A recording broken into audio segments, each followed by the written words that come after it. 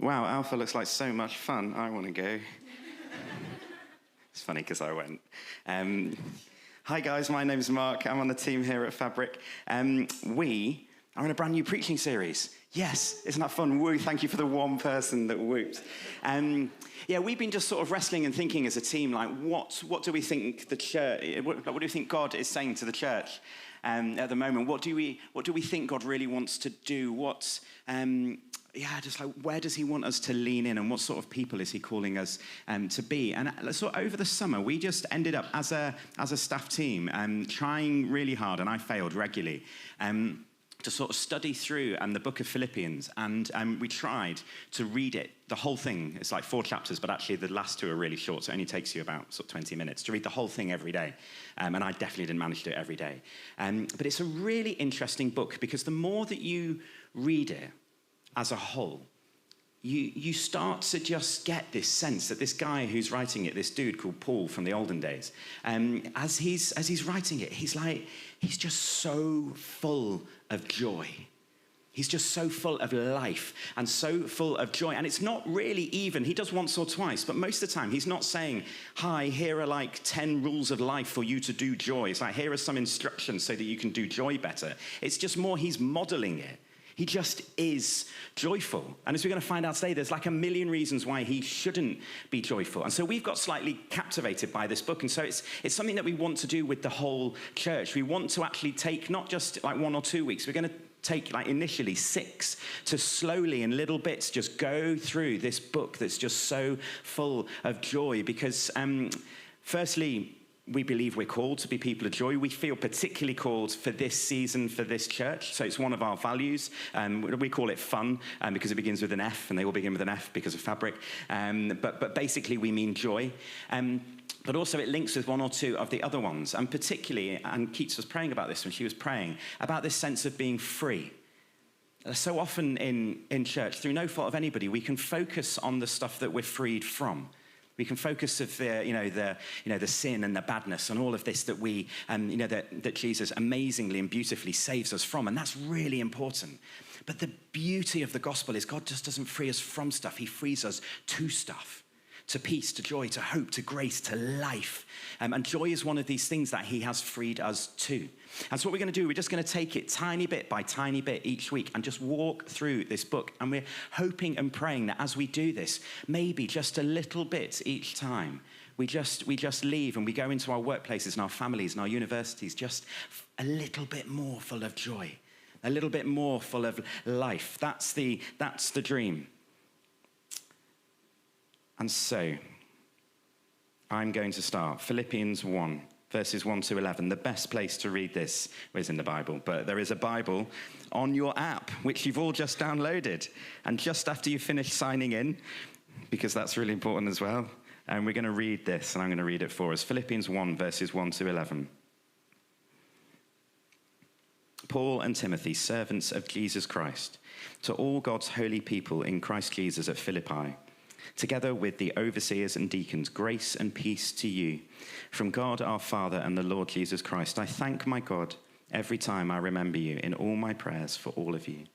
I always pray with joy because of your partnership in the gospel from the first day until now, being confident of this, that he who began a good work in you will carry it on to completion until the day of Christ Jesus. It is right for me to feel this way about all of you, since I have you in my heart, and whether I am in chains or defending and confirming the gospel, all of you share in God's grace with me. God can testify how I long for all of you with the affection of Christ Jesus. And this is my prayer, that your love may abound more and more in knowledge and depth of insight, so that you may be able to discern what is best and may be pure and blameless for the day of Christ, filled full of the righteousness that comes through Jesus Christ, to the glory and praise of God. And you can just start to sense already, like this is a cheerful guy.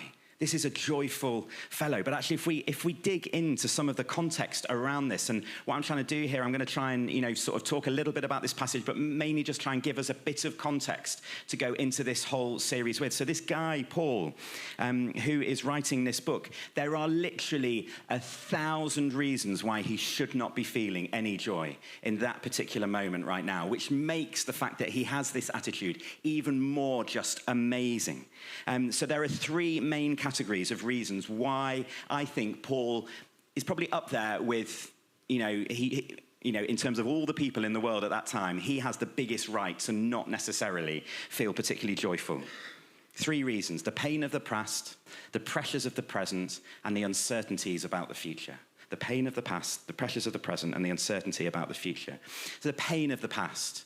So Paul was this guy who in a previous life was a sort of like militant, for want of a better word, but he was like one of these high priest Jews. And basically his job, he had been self-appointed, but also others had told him to do it, was to go and try and rid the world of this weird new sect called Christianity. These guys that followed this Jew called Jesus, and he hated Christians. And so he went around the ancient Near East, basically trying to round up people and overseeing their prosecution and often execution. He was literally the biggest enemy to the church. And then he has this profound encounter with Jesus where he hears the audible voice of Jesus saying to him, "Why are you persecuting me?" And he has this miraculous set of encounters where he becomes blind, but then he's physically healed. And then he spends time with God, getting closer and closer. And then he gets released on this new purpose, this new life, where the thing that he was previously persecuting, he is now preaching. And the reality of life, and I'm sure all of us can attest to, I know I'm more of this than anyone.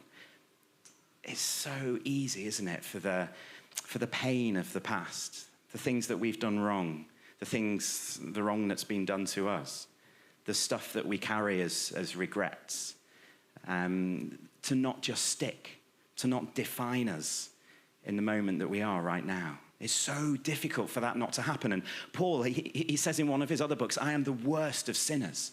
It must have been so easy for him.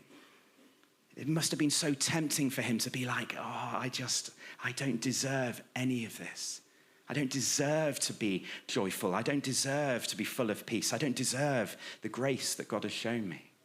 So there's the pain of the past. There's also the pressures of the present. The reality is that the Philippians, where it was like this big open secret in New Testament times, the Philippians were by far and away Paul's absolute favorite church. He planted that church. It was the first church plant outside of Europe. And he so clearly absolutely loves them. And the story is phenomenal because he wasn't going to go there. He was walking in the opposite direction for days, if not weeks. And basically God said, "Don't go that way, turn around." The Holy Spirit said, "Go to this place instead." So he goes, he turns up, doesn't know where to go. So he does what he normally does, which is go to the synagogue. There's no one at the synagogue. And he saw a group of women meeting by the river. So he goes down to the river and he meets this lady called Lydia. And he brings Lydia to Christ. He tells the story of what Jesus has done in his life. And Lydia is profoundly impacted by that. This lady becomes a Christian, invites her into his home. Paul lives in that place while he's in Philippi. The next person, so this is church member number one. Church member number two is a slave girl, the lowest of the low in society, a slave girl who was possessed by a demon. So Paul prays for her. She's released from that. She becomes a Christian. Paul and his mate get thrown in prison for praying for that girl because the owners were very unhappy because she used to make them lots of money by sort of predicting the future for people. And so he goes into prison. And again, perhaps that would be a bad thing. Perhaps that'd be a reason to be sad. Paul and his mate basically sing all night in prison. And as a result of their praise and their singing, all of the gates of the prison in the middle of the night open up. And the guy who's supposed to be guarding them was just like, well, this is not going to end brilliantly for me. I'm supposed to be guarding them. They're all going to run away. I'm going to get told off. So he's about to kill himself. And Paul goes, "No, don't. We're all still here." Something that prisoners don't normally do. And so there's this beautiful narrative that the first three people that come to faith are a businesswoman, the lowest of the low in society slave girl, and a Roman officer, and then later his entire family. And just as Keats was praying, like, just in the first 3 families that come to faith, there's this phenomenal diversity. Everybody is so different to each other in terms of race, background, nationality, creed, class. Everybody's so different. And so Paul just loved this place. But the reality is that he also would have known the power of God, because he'd seen these people come to faith. He'd seen demons flee when he prayed. He'd seen people healed. He'd seen a church grow. And now, as he references, he's in chains. He's under house arrest, which for that, in that sort of time would have meant you will be in not necessarily your house, but you'll just be in a room, and you will always be attached to a Roman soldier who must have had a pretty boring job.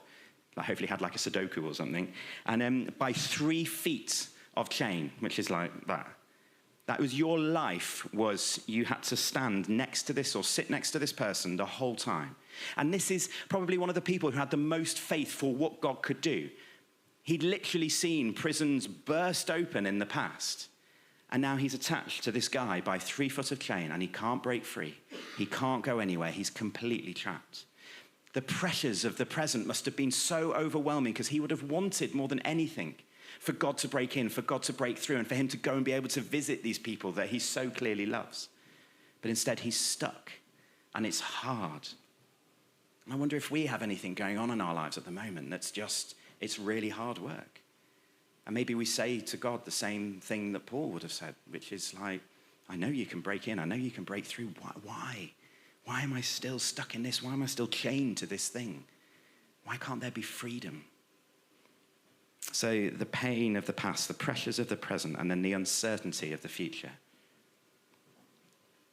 So basically, jail was never a punishment in ancient Roman times. They didn't have the facilities for it or the finances for it. It just wasn't a thing. The only reason you would be in prison, so house arrest or in jail or whatever, is if you were awaiting execution, you had been told that you had to pay some money back, and you were waiting for your relatives to basically get the cash together, or you were awaiting trial, which is what's happening with Paul here. And he doesn't know whether this trial is going to be, yeah, you've been a bit naughty, don't do that again, or, oh yeah, you've been a bit naughty, we're going to kill you. That was the spectrum that he was wrestling between. And so he's stuck in this place, and he's got this profound uncertainty about the future. Just in the same place, 3 foot, other person, that's his life, and he has no idea what tomorrow, next month, next year is going to look like. And again, I wonder if any of us echo that reality of Paul's, that there's some uncertainty about the future. I don't know about you. I've been alive for about, not for exactly, 37 years.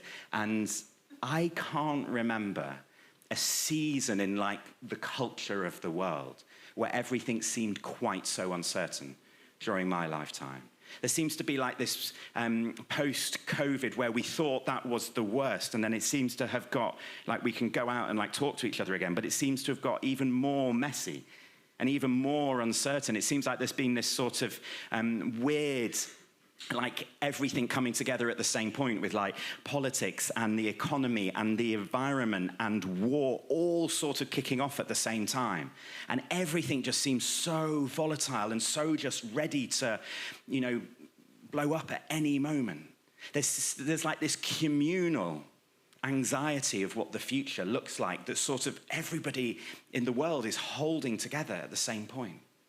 And so this uncertainty about the future that Paul has, I think, is probably one that we exist in as well. And so we've got this guy who's writing these amazing words full of joy, and actually, in reality, the barriers that he would have had to joy are probably very similar to the ones that we would have. The pain, the baggage, the mess of the past, the intensity and the relentlessness of the present, and the mind-boggling uncertainty about the future. There's huge amounts of evidence to show that we are the most overloaded generation that's ever existed in the history of the world. There is more stuff going on in and around us, and therefore in our heads, that it's not surprising, even slightly, that there is an anxiety epidemic going on at the moment. There is just so much stuff. There's this amazing book, it's quite old now, it's called Margin by a guy called Richard Svensson. And he talks about all these different types of overload. He lists 26, which I'm not going to list because that'll take 26 minutes. And he basically talks about all these different types of overload. And one of them is information overload. And he basically says, and this is just one of the 26, and there's evidence like this for all of them, but a 16th century English peasant person would have encountered in their lifetime the same number of binary bits of information as one episode or one edition of the Washington Post in print. That would be their entire life in terms of bits of information, one newspaper. And that's not even the internet. That's not even all of social media or, the library of the world in the palm of your hand or, Wikipedia where you can find out anything. And everyone remember in the olden days when you were like, you'd go to your dad, and if your dad didn't know, you'd go to an encyclopedia, and then you'd just like, I give up. There's no answer to this question. Whereas now it's like, I'm going to find out straight away. We are so overloaded. We're so overwhelmed with the past, the present, and the uncertainties of the future. And I just wonder, what are the big barriers in your life to joy? Today, what's the stuff? What's the stuff that's trying to push back against that right that we have to claim joy as a result of what Jesus has done? But there is hope, which is good. It's be rubbish talk otherwise. But there is hope. And actually, we see it in this passage, and it's quite well hidden because there's this atmosphere of joy and love and hope and happiness, but there's no great instructions of what to do.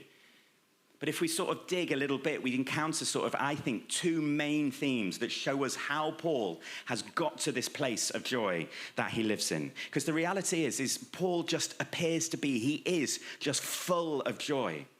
And this is not a sort of just a temporal happiness depending on his circumstances. It would be impossible because of his circumstances. And this is also, and it's really important that we stress this at the start of the series, this is not just a Christian who's decided that they're going to look happy to try and make everybody else think that they're a great Christian.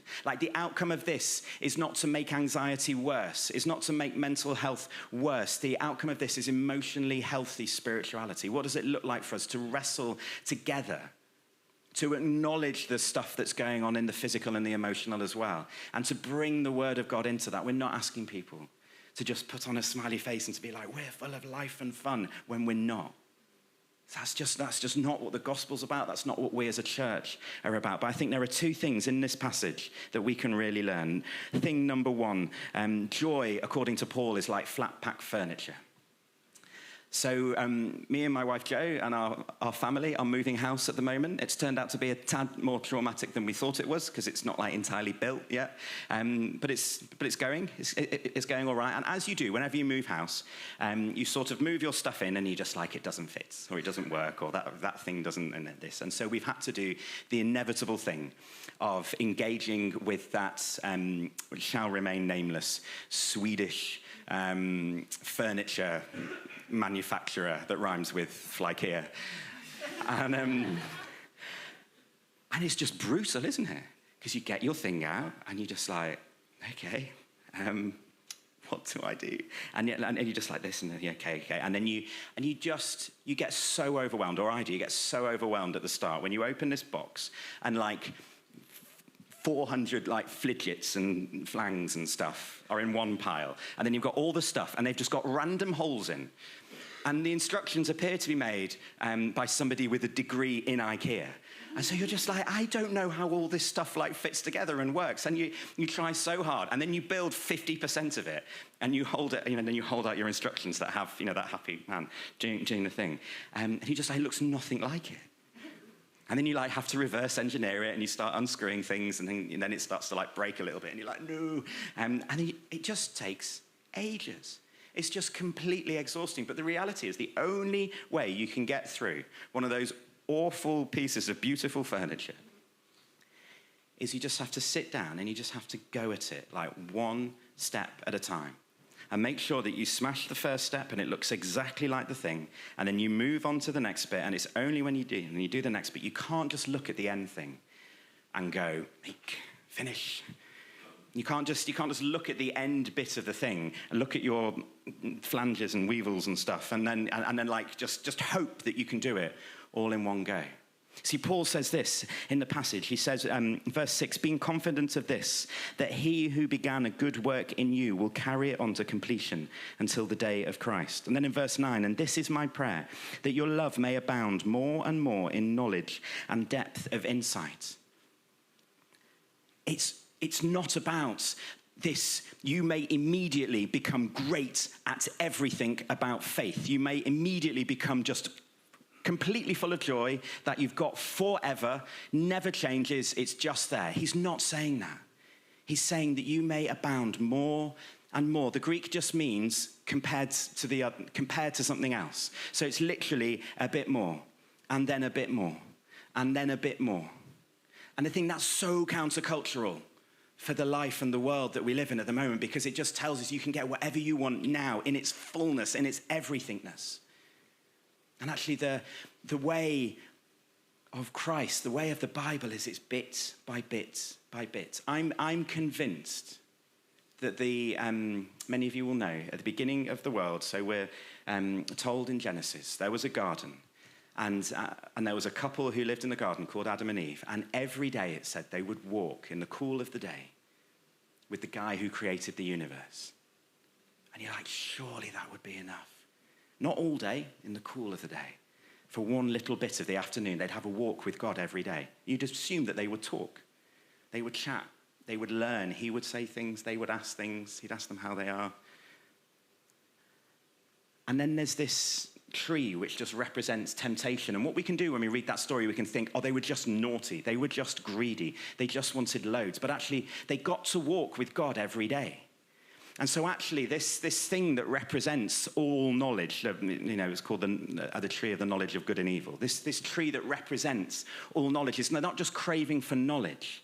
They're craving for all of the knowledge now. What they're saying is, I don't want to go at the pace of God in terms of how I learn. I want to go at my own pace, which is everything now. And Paul had to learn this. We just seen in the story that it tells in Acts 16. That he had to do it bit by bit by bit. He walked in the wrong direction to start with, and God said, no, this way, not that way. Then go meet this person and go meet that person. I'm going to put you in prison. You're going to sing. That person's going to come to faith as well. There is this beauty that comes at going at God's pace. And many of you will know we're a church that's in a network that's come out of Holy Trinity Brompton Church in South Kensington in London. And every year we have this conference that HTB and Alpha International run together called the Leadership Conference. And this last year, there was this wonderful guy who's a professor of theology up in Aberdeen called John Swinton. And he was talking about emotionally healthy spirituality. And he talked about the fact that Jesus walked everywhere. The only mode of transportation Jesus has was just walking. It's like walking is about 2 miles an hour. And in our culture today, both physically and emotionally, we run everywhere. We're just always like this. And he's just like, if God's at 2 miles an hour and we're at 5, he just said, who's following who? Who's leading who? Who's guiding who? So, joy is like flat pack furniture, bit by bit by bit. Do you get overwhelmed by the fact that you're just not completely there? The fact that you get overwhelmed by a situation, or you struggle with a thing, or you find it hard to have joy in that moment? And does the devil get in there and he's just like, you're the worst person ever, you'll never get this, you're rubbish? Or do you go, okay, today I'm going to plan to be 0.1% more joyful than I was yesterday? And then maybe over the course of 30, 40 years, I might end up like that mentor, that idol, that amazing person who just seems so full of life. I'm going to stop striving to be that person right now. I'm just going to try to be that 1% better by the end of next week. That's what this passage is calling us to. So, flat pack furniture. 2, joy is often found, if not always found, at least often found, in turning our gaze outwards from ourselves to others. So there's this reality in life that some of us will have different amounts of this, but we're just like a deeply competitive culture. And I'm the worst at this. I'm so bad. The best example of this for me is on my commute into work. There's a phenomenon known as chino versus lycra, or jeans versus lycra. And basically what happens is if you're on your bike and you're in your everyday working clothes, and somebody comes up next to you and they're in their Go Faster cycling clothes, and they may even have a Go Faster cycling bike, there's something within me that goes, I'm going to go faster than them.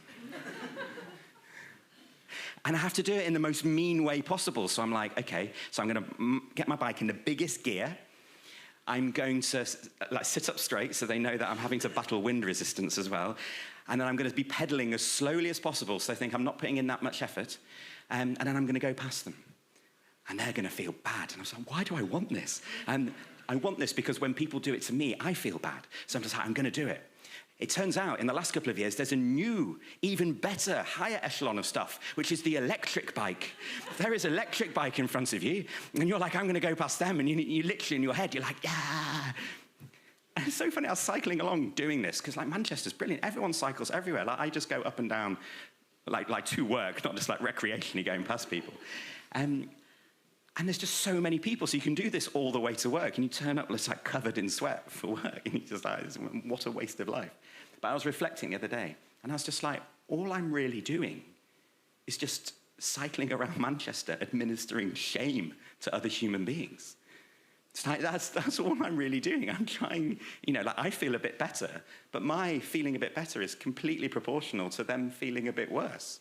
Like there's just this inbuilt competitiveness, the comparison that goes on in our lives at the moment. For the last 10, 20 years, not that any of them are particularly bad, but there's just this culture of like reality TV where we suddenly get to become armchair critics while people learn to dance or ice skate or sing or be a celebrity eating worms in a jungle. Like we get to have an opinion on all of that. It's all about this conflict and this comparison. And actually the model that Paul gives to us in this passage is completely different to that culture of comparison and competition and conflict. If we go through it, you can sort of see the way that he says I and the way that he says you talking to the Philippians is so different to the way that we think about our relationships with our friends. Whenever he talks about I, he's always saying it, almost always there follows a verb of him, I long for you, I love you, I can't wait to see you, I really miss you.